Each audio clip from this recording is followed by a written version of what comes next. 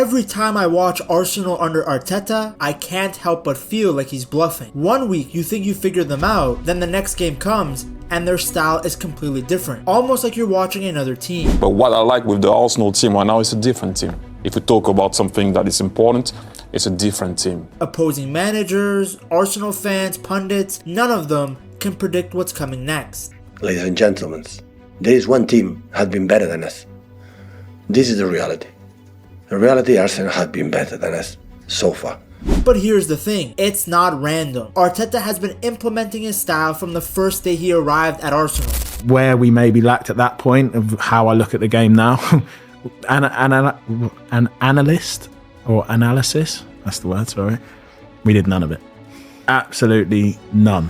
And it was actually, funnily, Mikel that made him bring it in. No way. So we used to just focus on us. Yeah. A style that has helped him take the Gunners from being a joke to one of the toughest sides to face in European football. What's interesting is that year by year, Arteta has adapted his style. With every new signing, he has made small changes. The Arsenal team that slapped Real Madrid plays differently than the one this season. Now you might be asking yourself, why would you need to make a change to a system that helped you slap the Galacticos? Well, that's because even through the wins and the goals, there were cracks. Issues that prevented Arsenal from lifting silverware. Arteta has analyzed those issues and now he's building something new on top of what already made him successful in the first place. When Arteta arrived at Arsenal, he immediately knew what he wanted to do with the team. He had a 5-phase plan. And the third one is to have a club behind you that is understanding what the situation is and what it's going to take to move from when we are here to there. But the good thing is that I had a really clear plan. I put a plan of 5 different phases for the club, where we are comparing to the rest of the team. The timeline and everything that we have to hit in every phase. And so far, ahead or behind? We are ahead. He wanted his side to be in complete control both with and without the ball. Back in the 2020-2021 season though, things were rough. Arteta had been under pressure and the team was stuck in mid-table with fans losing patience. But then came a tactical switch from the 3-4-3 he'd been using to a 4-2-3-1 and it completely changed the direction of the club. That shift brought them more creativity in their attack and helped them be better defensively. Leno at the time was in great form in goal. Rob Holding became a consistent starter, and Tierney really came alive on the left, bombing forward while Xhaka dropped deeper to cover. The double pivot of Xhaka and Partey gave Arsenal structure again, while Emile Smith-Rowe and Saka added the spark that had been missing. In attack, Arsenal's shape often looked like a 2-4-4. Tierney pushed high, Saka and Aubameyang drifted inside, and then Smith-Rowe would link everything together. They created overloads on the wings, but still had the security of 2 midfielders sitting behind to clean things up if possession was lost. It was far more fluid than the rigid 3-4-3 from earlier in the season. Defensively, everyone understood their jobs better. Xhaka played with more discipline and Arsenal's press became more coordinated. The 4-2-3-1 helped them close down central areas, force opponents wide, and win the ball back faster. The build-up play was also more organized. Xhaka often dropped deep beside the center backs to help play out from the back, while Partey acted as the main link between the defense and the attack. Smith-Rowe's movement between the lines gave Arsenal a natural outlet in midfield, and then Lacazette would drop deeper to connect the play. By the end of that winter, Arsenal just looked like a completely different side. They were more confident, they were better on the ball and without it, and just frankly had an actual modern approach to their game. The 4-2-3-1 became the tactical foundation that Arteta would later build on to create the possession-heavy fluid side we see today. Then in the 2022-2023 season, we saw another shift. Arsenal were 5 points clear of Manchester City, which was crazy because at the start of the year, most people wouldn't even have considered them Champions League contenders, let alone title contender. But Arteta had turned them into one of the best teams in the league. When he signed Zinchenko from Manchester City that year, he completely changed how Arsenal used their fullbacks. Zinchenko didn't stay wide, rather he inverted into the midfield next to Thomas Partey, creating a double pivot that helped Arsenal control possession. This gave Arsenal more numbers in the middle of the pitch and let them pass through teams more easily. If I go in the middle and we play 3 in the back, 3, what are you gonna say? I'll give you simple. If right winger is gonna follow me, for me, my job is done. Yeah. Why? Because I will leave my winger like Martinelli, Sane, Sterling, Bukayo, I will leave them 1v1. And as many balls I give them, if I give him 50 balls per game and I will leave him the space and 1v1, my job is done. On the left, Zinchenko would connect with Xhaka and Martinelli. On the right, Ben White or Tomiyasu would play more conservatively, forming a back three with Saliba and Gabriel. This setup made Arsenal way more unpredictable because they could switch shapes mid-match. And as a result of that, they just became way harder to deal with. That year, Xhaka went from being a deep midfielder to a more attacking one. Now he was pushing forward in the box, making runs behind the opposition right back. He was now a number 8. While he was doing that, Martinelli would stay wide. Then Xhaka would move inside and link up with him or play passes into Odegaard and Saka on the opposite side. He was crossing more and using his passing range to switch the play quickly. When Arsenal lost the ball, Xhaka dropped deeper again, helping form a double pivot with Partey. This allowed the team to switch between a 4-3-3 in attack into a 4-4-2/4-2-3-1 when defending. We see a very similar thing with the current Arsenal team. Martin Odegaard became unbelievable. Instead of playing as this traditional number 10, he was now playing as a right-sided number 8 in Arteta's new system. Being left-footed, he loved cutting inside to shoot or thread these passes between defenders. His link-up play with Saka was one of Arsenal's biggest weapons. It still is. Odegaard is great at finding spaces and combining in tight areas, especially against teams that sit deep. His vision and technique make him the creative hub of the team, constantly scoring chances and scoring goals himself. Now, fortunately, Arsenal have so much depth that even when he's out, there's another player in Eze who provides the exact same qualities as Odegaard. Eze is also great in between the lines, at finding space in tight areas, and he can get you goals. Arsenal's defense was another major improvement in the 2022-2023 season. Because they kept so much of the ball, they already limited attacking opportunities. But now even when teams got at them, they just couldn't break that back line. Gabriel dominates in the air and brings strength to the back line. Saliba's pace and awareness allow Arsenal to defend with a high line without getting caught out. Ben White, who used to be a center back, now fit perfectly at right back. He could join the attack, but he could also slot inside to cover when needed. Together, these guys made Arsenal's defense one of the most reliable in the league. Since that season, a lot of new faces have come in. Arteta has changed many things, but one thing that has not changed is their rock-solid defense. These guys literally just don't concede. A shot against them feels like an achievement. A goal feels like a win. At home, they're almost impossible to beat. Look at their record in the Champions League. Teams come to the Emirates and not only can they not win, they can't even score. Gabriel and Saliba are too dominant as a pairing. Both strong in the air, both calm on the ball. Then behind them, Raya sweeps up everything. In those tight competitive games, if something gets past Gabriel and Saliba, Raya will just save it. He's also fantastic on the ball. They face very few shots at home, but even when teams get through, Arsenal don't collapse. Their shape is compact, their press is very organized, and opponents find it very hard to even get a clear look at goal. Most teams leave the Emirates having created very little opportunities, because not only do Arsenal dominate the ball, they suffocate your counterattack, and they make you chase shadows for long stretches of time. What Arteta has done so well is that he's built a system where the defending starts from the front. Odegaard or Eze, along with Rice, lead the press. The wingers track back, and the fullbacks tuck in to keep everything tight. When Arsenal lose the ball, they recover very quickly and close the space before the opposition can transition. Then going forward, this Arsenal team has all the great qualities of the previous years mixed together. Similar to the 2022-2023 season, sometimes Arteta still has the fullbacks invert in. Here's Lewis Skelly moving into midfield from left back to help Arsenal progress the ball against PSG's compact block. He kept finding smart pockets of space to move into, usually because Marino drifted wide and pulled his defender out of the middle. With Rice and Odegaard tightly marked and staying out of his way, Lewis Skelly had the room to carry the ball forward and then link up with Trossard and Martinelli, who were constantly moving and rotating ahead of him. Here's Lewis Skelly doing the same thing further up the pitch against City. He inverts in, receives the ball in between the lines, and then absolutely punishes them. Whether it's Calafiori, Timber, or Lewis Skelly, it does not matter. All three of them can do the job. Before, only Zinchenko could play as that inverted fullback.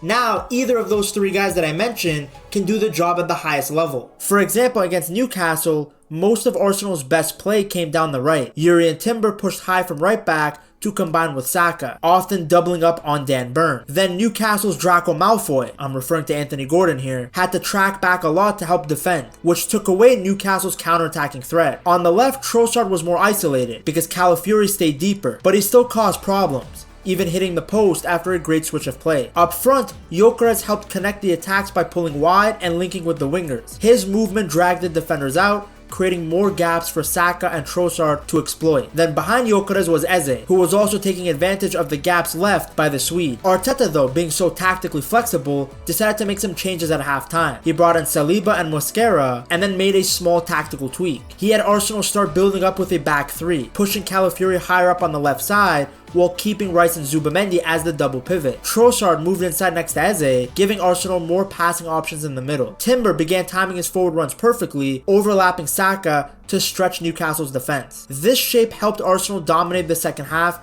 by controlling the ball and keeping Newcastle pinned back. When Trossard and Gyökeres pushed up, Rice made these late runs into the box, adding another threat.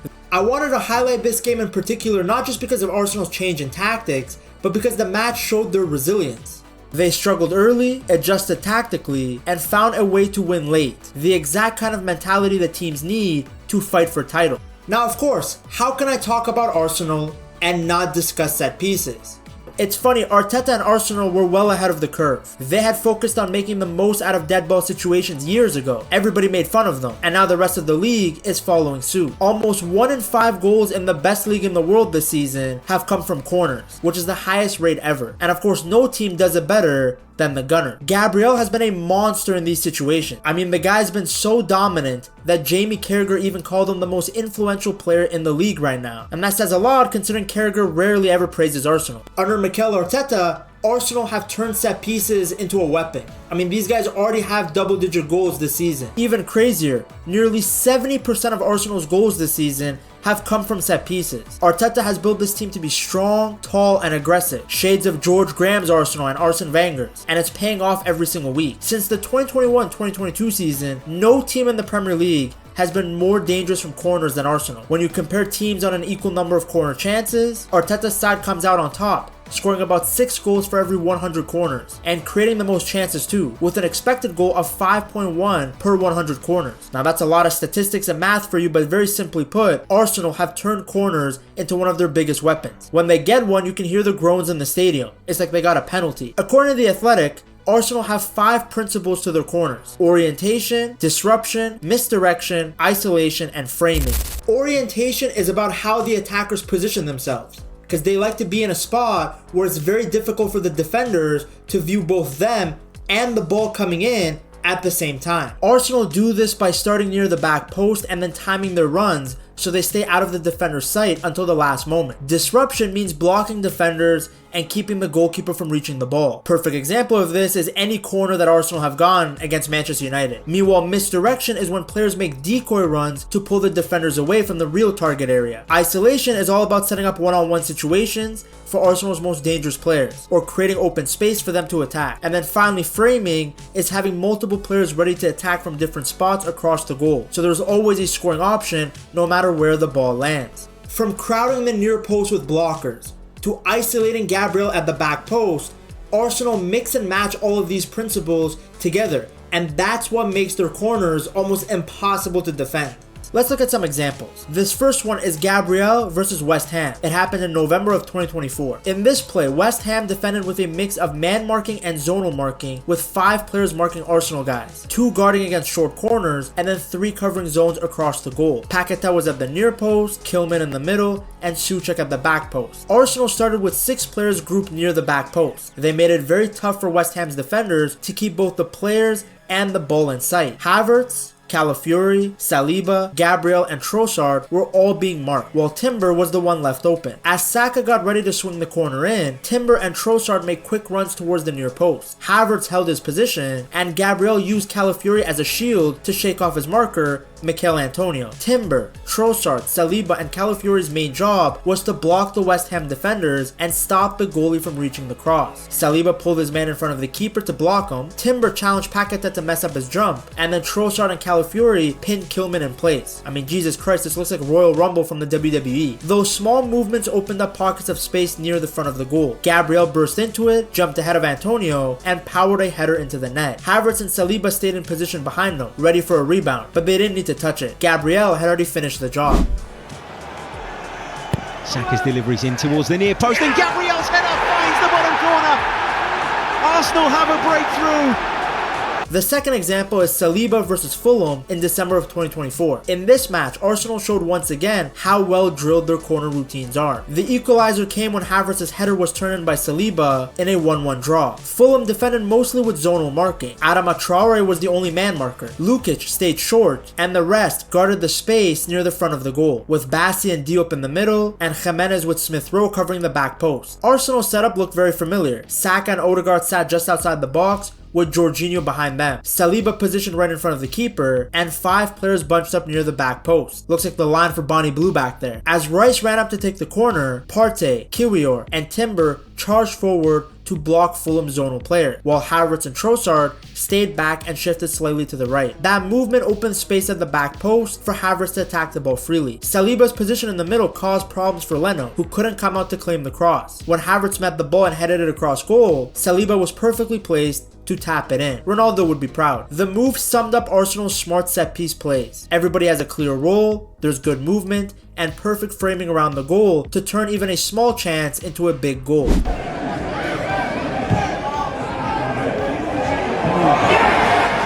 The last example I want to show you guys is Gabriel versus Tottenham in September of 2024. This was a week before his Manchester City goal. Instead of doing his usual attacking of the back post, this time Gabriel went straight for the center of the box. Tottenham had set up with 5 man markers, 4 zonal defenders across the goal, and then Heung-min Son guarding the short option. Arsenal's setup was very smart. Gabriel started near the penalty spot, while White and Saliba positioned themselves close to the keeper. Around them, Martinelli, Partey, and Havertz waited on the edge of the area. Once Saka gave the signal, Havertz sprinted towards the near post to pull Brennan Johnson away, while Martinelli moved in to block Dominic Solanke, who was guarding the center zone. At the same time, White and Saliba dragged their markers in front of the goalkeeper to block his line of sight and stop him from coming out. All that movement opened up space right in the middle of the 6-yard box. Gabriel timed his jump perfectly, met Saka's cross cleanly, then powered a header past Vicario. Partey was waiting just behind in case it spilled loose, but Gabriel didn't need him because it was another perfectly executed Arsenal corner. Saka delivers. Gabriel! First blood goes to the Gunners. Now, of course, people are still critical. They say that Arsenal are too predictable, that they rely too much on set pieces, and not sharp enough in open play. I would say it's a fair bit of criticism given where Arsenal are ranked in open play goals, but this season they have quietly shown a lot of improvements tactically, signs that Arteta is finding new ways for his team to control games and get goals. He often gets stick for using players like Timber and Calafiori at fullback, even though both of them can play center back, but that's actually the entire point of what he's doing. They're not traditional fullback. That means they can defend much better than your natural fullback, but they're also comfortable stepping into midfield or joining the attack. By doing that, Arsenal can build up in a back 3, usually in a 3-2-2-3 shape, which gives them a strong base to start attacks from. It also means they have more balance. Both Timber and Calafiori can receive and pass forward under pressure. Like Pep, Arteta wanted players who could fit multiple roles in the same game.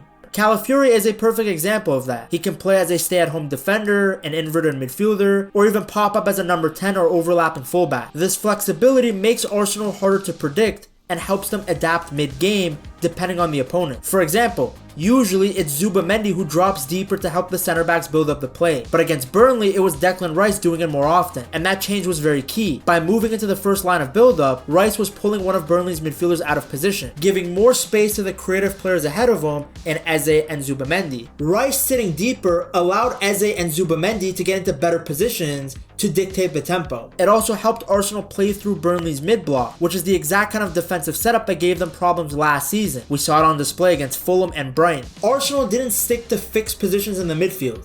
Eze, Zubamendi, and Rice all rotated within the middle of the park. Sometimes Rice dropped deep, other times he pushed forward box to box. Eze would drift left, Zubamendi moved right, and Arsenal kept the ball moving. Rice is now officially an 8 with the arrival of Zubamendi, but at times you will still see him come in and help with the build-up like he's the sole pivot. That fluidity keeps teams guessing. When Arsenal had the ball, they stretched the opposition and created passing lanes that frankly weren't there last season. The Gunners are evolving, and a big part of that is because Arteta finally has the kind of players he wanted. He has quality and depth. He has these versatile, intelligent players who are capable of switching roles during the game. With this flexibility, Arsenal can adapt to any opponent, whether it's a high-pressing top side or a compact mid-table team sitting deep. It's one more step towards becoming the complete title-winning team that Arteta has been building. To see how the Spaniard is silencing all the arrogant pundits who doubted him, you have to watch this video right here.